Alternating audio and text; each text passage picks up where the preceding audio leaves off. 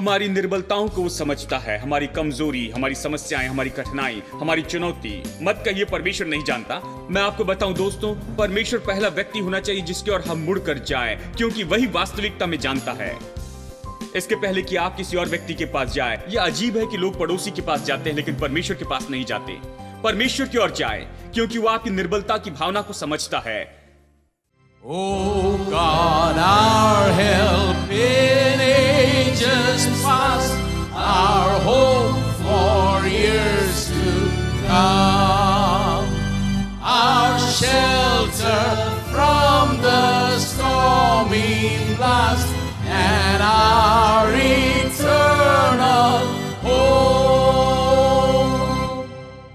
Under the shadow of thy throne, still may we dwell secure. Sufficient is thine arm alone, and our defense is sure. Before the hills in order stood, for earth received her frame.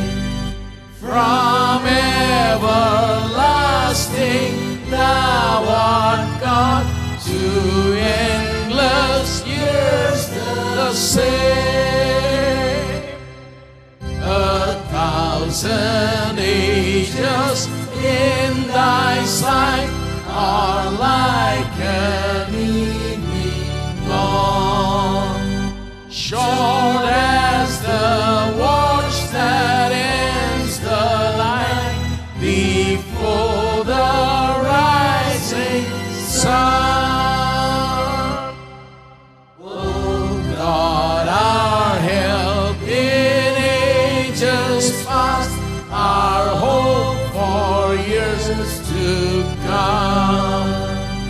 Be thou our guide while life shall last, and our eternal hope.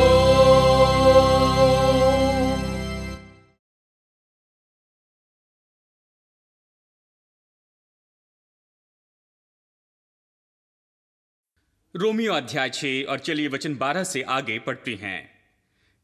इसलिए पाप तुम्हारे नश्वर शरीर में राज्य न करे कि तुम उसकी लालसाओं के अधीन रहो, और न अपने अंगों को अधर्म के हथियार होने के लिए पाप को सौंपो, पर अपने आप को मरे हुए में से जी उठा जानकर परमेश्वर को सौंपो, और अपने अंगों को धर्म के हथियार होने के लिए परमेश्वर को सौंप दो। तुम पर पाप की प्रभुता न होगी, क्योंकि तुम व्यवस्था के अधीन नहीं वरन अनुग्रह के अधीन हो। तो क्या हुआ? क्या हम इसलिए पाप करें कि व्यवस्था के अधीन नहीं वरन अनुग्रह के अधीन है? कदापि नहीं। क्या तुम नहीं जानते कि जिसकी आज्ञा मानने के लिए तुम अपने आप को दासों के समान सौंप देते हो, उसी के दास हो, चाहे पाप के जिसका अंत मृत्यु है, चाहे आज्ञाकारिता जिसका अंत धार्मिकता है। परंतु परमेश्वर का धन्यवाद हो कि तुम जो पाप के दास थे, अब मन से उस उपदेश के मानने वाले हो जिसके साँचे में ढाले गए थे, और पाप से छुड़ाए जाकर धर्म के दास हो गए। मैं तुम्हारी शारीरिक दुर्बलता के कारण मनुष्यों की रीति पर कहता हूं, जैसे तुमने अपने अंगों को कुकर्म के लिए अशुद्धता और कुकर्म के दास करके सौंपा था, वैसे ही अब अपने अंगों को पवित्रता के लिए धर्म के दास करके सौंप दो। जब तुम पाप के दास थे तो धर्म की ओर से स्वतंत्र थे। अतः जिन बातों से अब तुम लज्जित होते हो, उनसे उस समय तुम क्या फल पाते थे, क्योंकि उसका अंत तो मृत्यु है। परंतु अब पाप से स्वतंत्र होकर और परमेश्वर के दास बनकर तुमको फल मिला, जिससे पवित्रता प्राप्त होती है, और उसका अंत अनंत जीवन है। क्योंकि पाप की मजदूरी तो मृत्यु है, परंतु परमेश्वर का वरदान हमारे प्रभु यीशु मसीह में अनंत जीवन है। मैं आपको इसके बारे में याद दिलाऊं, हमारा विषय है जो पिछले कुछ हफ्तों से हम देख रहे हैं। हम चर्चा कर रहे हैं कि हम कौन हैं, हमारे पास क्या है और हम क्या कर सकते हैं। यह शिक्षा है कि हमें क्या दिया गया है नई वाचा के विश्वासी के रूप में, नई वाचा की अधीनता में हमें क्या दिया गया है। इस बड़े शीर्षक के नीचे कि हम कौन हैं, हमारे पास में क्या और हम क्या कर सकते हैं, इस बड़े शीर्षक में बहुत से छोटे शीर्षक शामिल है और इससे हम बहुत ही गहराई से देख रहे हैं। और इस विषय में जिसके बारे में हम देख रहे हैं कि हम पाप से स्वतंत्र किए गए हैं, हम पाप से छुड़ाए गए हैं। अब हम छुड़ाए जाने की कोशिश नहीं कर रहे हैं, ये ऐसा नहीं कि हम पाप से छुड़ाए जाएंगे, ये ऐसा है कि हम पाप से छुड़ाए गए हैं। ऐसा ही बाइबल पाप के विषय सिखाती है। पाप का हमारे साथ में क्या संबंध है, पाप हमारे साथ क्या कर सकता है। हम पाप के लिए मर चुके हैं, पाप के साथ कोई रिश्ता नहीं है। हम पाप के लिए मर गए हैं, हम मर गए, गाड़े गए, मसीह के साथ जी उठे हैं। और ऐसा ही बाइबल इसके विषय में सिखाती है। इसलिए हमने पहले 10 वचनों में देखा और इसका हमने अध्ययन किया, खास करके कुछ हफ्तों में। और मैंने आपको मसीहत की बुनियादी शिक्षा बताई है इस विषय पर कि कैसे हम अंधकार के राज्य से छुड़ाए गए हैं, पाप के सामर्थ्य से, पाप के अधिकार से, पाप के राज्य से हम उससे बाहर आए हैं। अब हम पाप के अधिकार के अधीन नहीं रहे हैं। पाप और अधिक हमारे ऊपर प्रभुता नहीं करता, वो हम पर राज्य नहीं कर सकता है। हमने इस विषय में देखा। अब जैसे आप इसे कहते हैं, बहुत से लोगों को परेशानी होती है, क्योंकि आप कहते हैं ब्रदर आप पाप से छुड़ाए गए हैं, फिर मेरी पाप के साथ प्रतिदिन समस्या क्यों है, क्यों मैं पाप के साथ युद्ध कर रहा हूं, क्यों पाप मेरे जीवन में एक बात हो गया, फिर मेरे पास ये समस्या क्यों है, मैं कई बार इसे देखता हूं कि मैं इसके बीचों बीच हूं और मैं इसके लिए गिर गया हूं। क्यों ऐसा क्यों है कि ये मुझे लुभा रहा है, खींच रहा है, ढकेल रहा है, आकर्षित कर रहा है और हर समय मुझे परेशान करता है। और ये सवाल है जिसे हम आज विवरण से देखेंगे।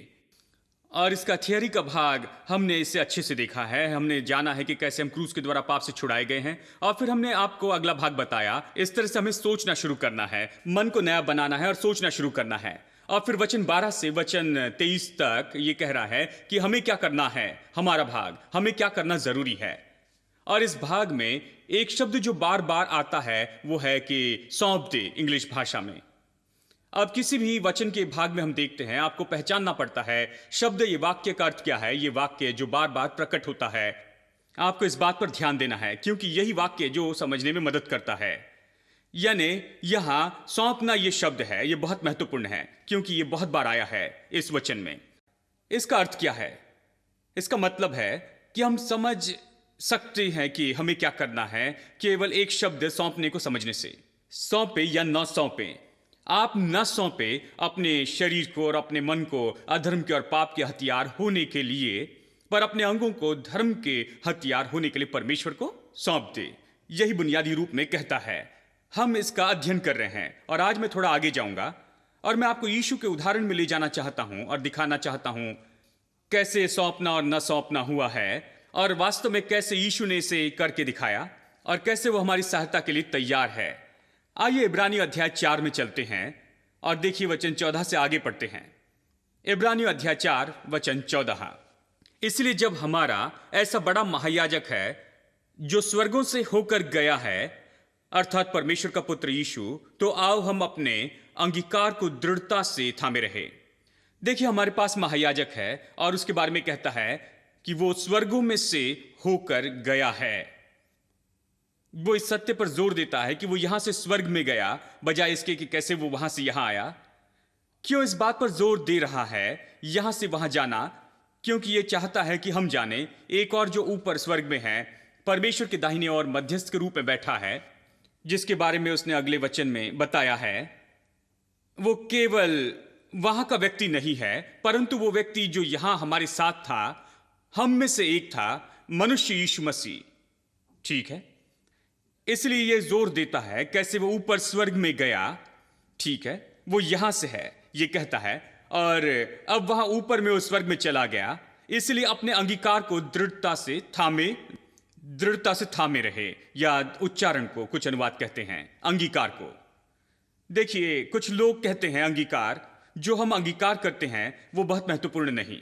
खैर, यदि आपके पास वकील है ऊपर वहां परमेश्वर के उच्च न्यायालय में, और आपका मुकदमा वहां है और आपका अधिकार और विशेष अधिकार दांव पर लगा हुआ है और दावा करने के लिए प्रयास कर रहे हैं, जो कुछ आपका है वहां एक वकील है, सहायता के लिए कोशिश करता है और निश्चित करता है कि जो कुछ भी जो आपका है वो आपको मिल जाए, और वो आपके लिए काम कर रहा है। और फिर अच्छा है कि आप उसकी भाषा बोलने लगे, इसलिए अच्छा है कि आप उसके सहायक हो जाएं और वो कहना शुरू करें जो वो कहता है। यह ऐसा है जैसे आप न्यायालय में जाते हैं, वहां एक वकील है और न्यायाधीश कहता है ठीक है, वकील कहते हैं कि ये वस्तुएं आपकी हैं और आप इन वस्तुओं के सच्चे हकदार हैं और इन वस्तुओं को आपको सौंपना चाहिए। और आप कहते हैं जानते हैं ऐसा है, यदि आप मुझे पूछते हैं न्यायाधीश साहब, मैं कहता हूं ये मेरा हो सकता है, किसी का भी हो सकता, जानते हैं, इस तरह से कुछ कहते हैं, ये मूर्खता होगी। इसीलिए कुछ वकील मुवक्किल को बुलाकर पहले उन्हें ट्रेन करते हैं कैसे बात करना है, क्योंकि केवल परमेश्वर ही जानता है कि ये लोग वहां पर पहुंचने पर क्या बात करेंगे। कुछ लोग कुछ बताते हैं, कैसे वो न्यायालय में आने के लिए बस में बैठे और कैसे वहां पर पहुंचे, न्यायाधीश के सामने कहते, और जानते हैं। और आप क्या अंगीकार करते हैं ये बहुत महत्वपूर्ण है, क्योंकि यदि आपका वकील जो आपके बारे में कह रहा है उसके साथ आप सहमत नहीं होते हैं तो फिर आपको कुछ भी नहीं मिलने वाला है, क्योंकि आप वकील के विरुद्ध में कहते हैं। वकील तब तक आपके लिए काम कर सकता है जब तक आप उसकी बोली बोलते हैं और उसको सहयोग देते हैं, ठीक है, वो आपके लिए है। इसलिए हमारा अंगीकार बहुत महत्वपूर्ण है। अब इसे सुनिए, वचन 15 कहता है, क्योंकि हमारा ऐसा महायाजक नहीं जो हमारी निर्बलताओं में हमारे साथ दुखी ना हो सके, हमारी निर्बलता को न जाने, वरन वो सब बातों में हमारे समान परखा तो गया तो भी निष्पाप निकला। अब बाइबल हमें सिखाती है कि यीशु सब बातों में हमारे समान ही परखा गया, जैसे हम हैं वैसे ही, जैसे हम हैं बिल्कुल हमारे समान। इस वर्जन में, किंग जेम्स वर्जन में यह कहता है, हमारा ऐसा महायाजक नहीं जो हमारी निर्बलताओं में हमारे साथ दुखी ना हो सके, वरन वो सब बातों में हमारे समान परखा तो गया। इसका अर्थ है वकील या महायाजक जो वहां है वह ऐसा नहीं है जो हमारे साथ दुखी ना हो सके। देखिए, लोगों के साथ समस्या यह है, वो सोचते हैं कि वो परमेश्वर है, शब्द परमेश्वर यानी ये परम ईश्वर, ठीक है, और परम ईश्वर मतलब ऐसा है जो कि सबसे ऊंचाई पर है, इसलिए वे परमेश्वर को जानते हैं केवल ऊंचाई पर पहुंचा हुआ। इसका अर्थ है वो ऊपर है, मैं नीचे हूं। तो मैं क्या कह रहा हूं वो कैसे समझ सकता है? वो कैसे समझ सकता कि मैं कैसे जा रहा हूं? क्या वो मंदी से होकर गया है? क्या वो मुद्रास्फीति से होकर गया है? क्या वो बेरोजगारी से होकर गया है? क्या वो घर की चुनौती से होकर गया है? क्या उसके पास पत्नी और बच्चे हैं? क्या उसके पास ये सब समस्याएं जो मेरे पास में है, कैसे वो मदद करेगा यदि वो इस समस्या को नहीं जानता जिससे मैं जा रहा हूं? यही समस्या है। लोग जानते हैं, पड़ोसी के पास जाते हैं ताकि अपनी समस्या का समाधान करने की कोशिश करे, कुछ हल ढूंढते हैं। परमेश्वर के पास जाने के बजाय कहते हैं परमेश्वर कौन है? क्या वो मुझे समझ सकता है? वो कैसे मेरी समस्या हल कर सकता? वो मेरी समस्या को नहीं समझता। इसी तरह वो सोचते हैं। जानते हैं, बाइबल स्पष्ट कहती है नहीं, वो ऐसा नहीं है। जानते हैं, कई साल पहले मैंने एक कहानी सुनी थी एक प्रचारक से। उनका नाम था डेविड प्रोसन, जो कि ब्रिटेन के एक बहुत विख्यात प्रचारक हैं। कहानी ये है और मैं कभी नहीं भूलूंगा। उन्होंने कहा, जानते हैं, न्याय के दिन बड़ी भीड़ वहां पर इकट्ठा हुई, हर वंश, भाषा और गोत्र के लोग आए, परमेश्वर की बाट जो रहे थे कि प्रभु न्याय करे। और वो बड़ी भीड़ वहां पर इकट्ठा हुई थी, सारे वंश के लोग वहां पर थे। एक ही समय में कल्पना कीजिए बड़ी भीड़ होगी और वहां पर बहुत से लोग इकट्ठा हुए थे, बातें कर रहे थे, हर कोई बातें करने में व्यस्त था। वो बड़े जनसमूह में गड़बड़ी थी, वो बात कर रहे थे, वे कह रहे थे कैसे ये परमेश्वर हमारा न्याय कर सकता है? क्या ये हमारी समस्या से होकर गया? क्या वो जानता है हम किस में से जा रहे हैं? क्या वो मेरी आर्थिक समस्या को जानता है, मेरी बीमारी को जानता है? क्या वो मेरे रोगों को जानता है? क्या गरीबी को जानता है? क्या वो मेरी दशा को जानता है? क्या वो इसमें से होकर गया? मैंने चुरा लिया क्योंकि मेरी वो वस्तु थी, क्योंकि मुझे करना पड़ा जीवित रहने के लिए, मैंने ये किया। मैंने झूठ बोला क्योंकि मुझे करना पड़ा। इस संसार में झूठ बोले बिना कुछ नहीं होता, जीवित नहीं रह सकते। ये मनुष्य का ज्ञान है। लोग सोचते हैं कि इस प्रकार आप जीवित रहेंगे। और हत्या करता हूं, मुझे हत्या करनी पड़ी क्योंकि नहीं तो वो मुझे मार देते थे। जानते हैं, सबके पास उनके समर्थन के लिए कुछ है जो उन्होंने किया उसके लिए। और वे सब वहां पर खड़े रहकर कह रहे थे कैसे ये परमेश्वर यहां बैठकर, सबसे ऊपर में बैठकर, अचानक हमें यहां पर लेकर आता है कि अपने सामने खड़े करे और हमारा न्याय करे, और इस तरह से न्याय करें बिना हमें समझे ही।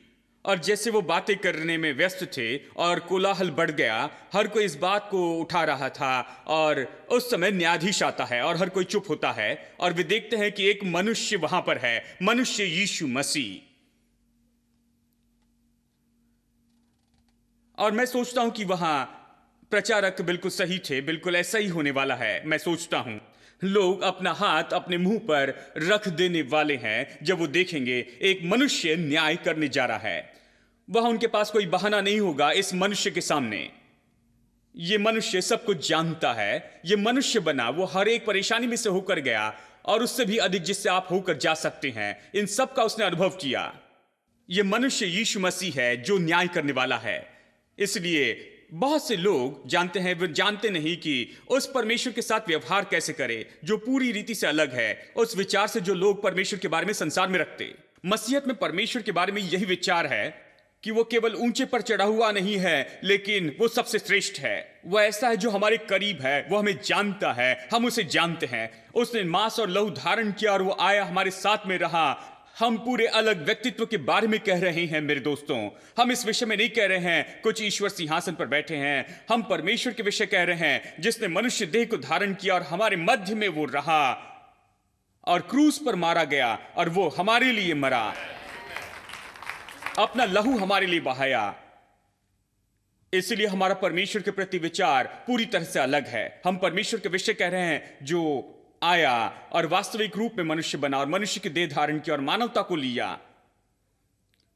उस परमेश्वर के बारे में कह रहे हैं। इसलिए यह बाइबल कहती है हमारा ऐसा महायाजक नहीं जो हमारी निर्बलताओं के साथ दुखी न हो सके। वो ऐसा परमेश्वर नहीं जो हमारी कठिनाई को न जान सके और समस्या को न जाने। वो हमसे दूर नहीं रहता है, वो हमारी समस्याओं से पीठ नहीं फेरता। वो ऐसा नहीं जो हमसे संबंध नहीं रखता और हमारी कठिनाई को नहीं जानता। नहीं, वो पूरी तरह से हमसे संबंध रख सकता है, पूरे रूप में हमें जानता है। वो हमारे माता पिता से अधिक हमें जानता है, दूसरे मनुष्य से ज्यादा हमें वो जानता है। वो हमें जानता है, हमारी निर्बलताओं को वो समझता है, हमारी कमजोरी, हमारी समस्याएं, हमारी कठिनाई, हमारी चुनौती। मत कहिए परमेश्वर नहीं जानता। मैं आपको बताऊं दोस्तों, परमेश्वर पहला व्यक्ति होना चाहिए जिसके ओर हम मुड़कर जाएं, क्योंकि वही वास्तविकता में जानता है। इसके पहले कि आप किसी और व्यक्ति के पास जाए। यह अजीब है कि लोग पड़ोसी के पास जाते हैं लेकिन परमेश्वर के पास नहीं जाते। परमेश्वर की ओर जाए क्योंकि वो आपकी निर्बलता की भावना को समझता है। आप क्या महसूस करते हैं उसने पहले महसूस किया है। और फिर यह कहता है वरन सब बातों में हमारे समान परखा तो गया। मैं यही रुकूंगा। सब बातों में हमारे समान परखा तो गया। अब बहुत से लोगों को यह विश्वास करने में मुश्किल होती है। वो कहते हैं आपका अर्थ है कि परमेश्वर का पुत्र यीशु पवित्र परमेश्वर, पवित्र बच्चा यीशु पैदा हुआ, परंतु वो पवित्र था बिना पाप का और वो परखा गया सब बातों में हमारे ही समान। तो कुछ कमेंट्री में इस तरह से पढ़ा गया है, ये स्पष्ट करने की कोशिश करते हैं कि वो हमारे समान परखा नहीं गया। तो मैंने एक पढ़ी जहां ये कहा कि वो हमारे समान परखा नहीं गया। इसका वास्तविक अर्थ है, यहां कमेंटेटर समझाने की कुछ कोशिश करते हैं क्योंकि वो ऐसे सीखे हैं। वो कहते हैं ये तो अधिक सहानुभूति है जहां वो हमारी समस्याओं से संबंध रख सकता है। ऐसा नहीं कि वो हमारी समस्याओं से होकर गया और वास्तव में इसका सामना किया जैसे मैं सामना करता हूं और जाना हूं जैसे मैं जानता हूं, परंतु वो इसे समझ सकता है। वो मेरे साथ सहानुभूति रखता है। वो ऐसे है सहानुभूति, वो मुझसे संबंध रखता है। वो कहते हैं नहीं, परंतु बाइबल नहीं कहती। यदि आप देखते हैं कुछ और दूसरे अनुवाद, जैसे कि इंग्लिश में बहुत से अनुवादों को हम इस बात को निश्चित करने के लिए देखते हैं, अनुवाद सभी अनुवाद जानते हैं ऐसे लगता है कि वो सब एक ही बात कह रहे हैं। जैसे कि मैं यहां पर 2-3 अनुवाद को पढ़ूंगा। NIV कहता है हर प्रकार से परखा गया जैसे हम परखे जाते हैं। हर प्रकार से, यहां पर यह किसी शब्द को दूर नहीं करता। हर प्रकार से परखा गया, ऐसा नहीं कहता अब हमसे वो संबंध रखता है। यदि यही अर्थ होता तो इसे बता देता। हर प्रकार से परखा गया, परखा गया। ऐसा नहीं कि वो समझता है, वो परखा गया, हर प्रकार से परखा गया। और NAS new American standard version कहता है हमारे समान सभी बातों में परखा गया, हर तरह से, हर बातों में। इसका अर्थ सभी बातों में, आत्मा प्राण देह सब कुछ, जीवन के हर पहलुओं के संबंध में, सभी बातों में। फिर इंग्लिश स्टैंडर्ड वर्जन कहता है हर विषय में वो हमारे समान परखा गया। हर विषय में मतलब उसके जीवन के हर पहलू में वो परखा गया। अब हमारी एक कहावत है, कहते हैं कि चावल के एक दाने से पूरे चावल को परख सकते हैं। यानी अगर आप चावल पक गया क्या ये देखना चाहते हैं, चावल पूरा पक गया क्या, तो आप बस एक दाने को देखते हैं कि पूरा वो पक गया है या नहीं। बस एक दाने से पता चलता है कि चावल पका या नहीं। यानी इसी प्रकार से यीशु की परीक्षाओं को देखिए जो शैतान ने उस पर डाली थी। आप एक परीक्षा को देखें जो यह दर्शाती है कि वो सच में हमारे जैसे ही परखा तो गया। 3 परीक्षाएं थी। पहली, पत्थर को रोटी बनाना था, और यह परीक्षा, इसका संबंध था शारीरिक जरूरतों के साथ। जानते हैं, शारीरिक जरूरतें, इसमें सभी शारीरिक जरूरतें हैं, सभी भौतिक आवश्यकताएं। मनोवैज्ञानिक कहते हैं कि सबसे बड़ी आवश्यकता या सबसे जरूरी बात वो तो भोजन की होती है। भूख एक सबसे बुनियादी जरूरत है, दूसरे अन्य आवश्यकताओं से अधिक भूख। इसलिए उसने यही तो लाया, सारी जरूरतों की मुख्य बुनियाद भूख। अब वो कहता है इन पत्थरों को रोटी बनाओ।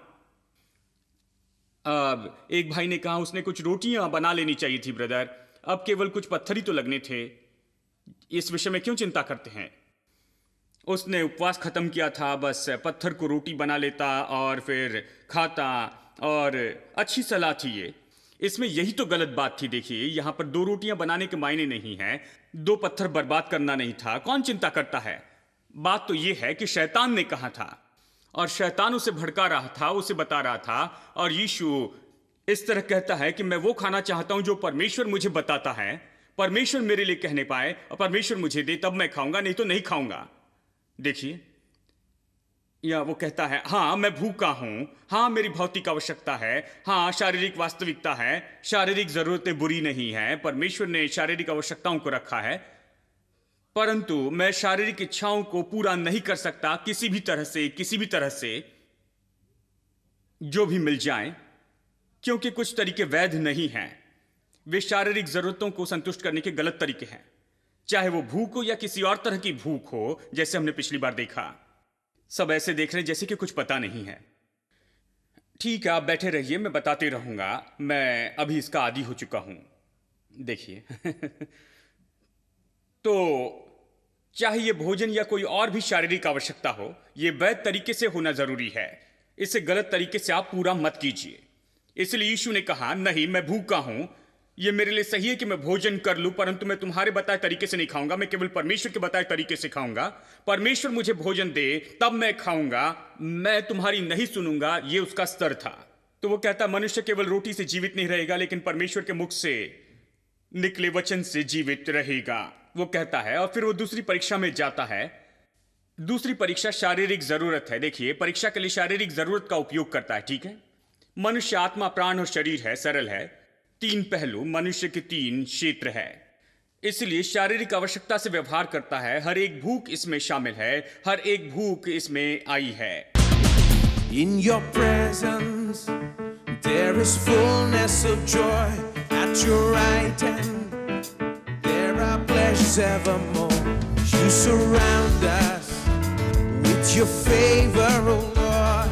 The earth is full of your goodness, the earth is filled with your love.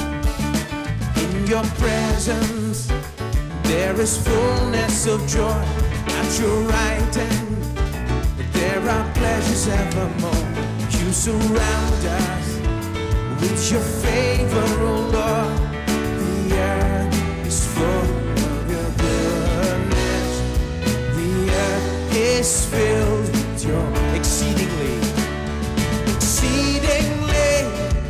abundantly, far above all we could ever ask or think. Exceedingly abundantly, you give us all things to enjoy. In your presence there is fullness of joy, at your right hand there are pleasures evermore.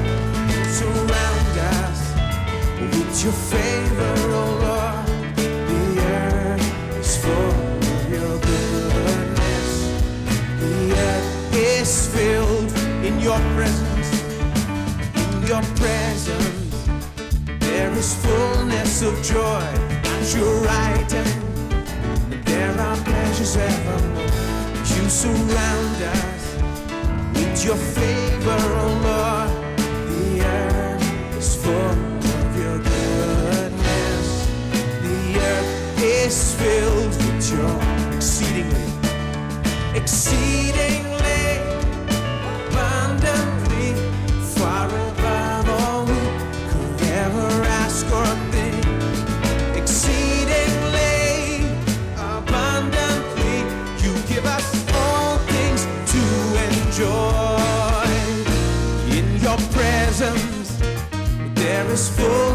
of joy at your right hand. There are pleasures evermore. You surround us with your favor, oh Lord. The earth is full of your goodness. The earth is filled with your exceedingly abundantly, far above all we could ever ask or think. Exceedingly, you give us all things to enjoy. In your presence there is fullness of joy. At your right hand there are pleasures evermore. You surround us with your favor, oh Lord. The earth is full of your goodness. The earth is filled exceedingly abundantly, far above all we could ever ask or think. Exceedingly abundantly, give us all things to enjoy. In your presence there is fullness of joy. At your right hand there are pleasures evermore. You surround us with your favor, oh Lord. The earth is full of your goodness. The earth is filled exceedingly abundantly, far above all we could ever ask or think. Exceedingly abundantly, you give us all things to enjoy. In your presence there is fullness of joy. At your right hand there are pleasures evermore. You surround us with your favor,